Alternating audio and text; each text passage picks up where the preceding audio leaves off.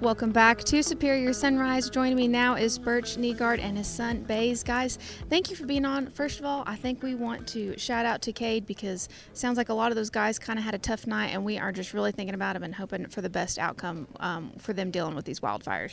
Yeah, for him and everybody, I know Ray Mader told me he had 3 customers that lost the majority of their ranches that were going to sell today. So it's a tough deal. I lost 1 customer that was going to sell tomorrow. So it's tough for them, you know, not only losing cattle, but now they won't have any grass to go back to.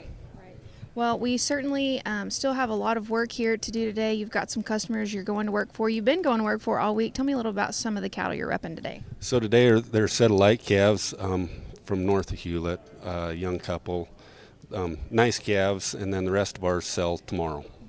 Well, and tell me, how did you become a Superior rep?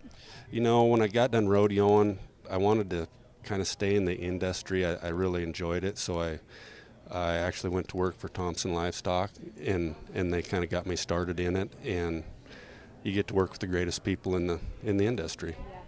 Absolutely. Well, as your job as a rep, what do you think is the most important thing that you can provide to your customers when you're repping their cattle? You know, to do your homework, to try and make sure you have all your buyers lined up for them and they know exactly what they're going to get when you sell them, so there's no gray area. And then I try and take pride in, seems like most of my calves go back to the same people every year, so they kind of know what they're going to get. Well, what do you feel about selling cattle on Superior seems to be so successful for your customers, and why it works so well? You know, it's top of the line, and the buyer base is just unbelievable. I just had a guy call from California that was looking at calves today that I've never talked to. But when you get that many buyers that are watching, that's the best part. Well, you mentioned getting to work with the best people, but I think being able to take your son to work probably is pretty good. You know, why do you enjoy this industry and maybe like the family aspect of it too? You know, it just seems like the people are salt of the earth type of people. They're down to earth.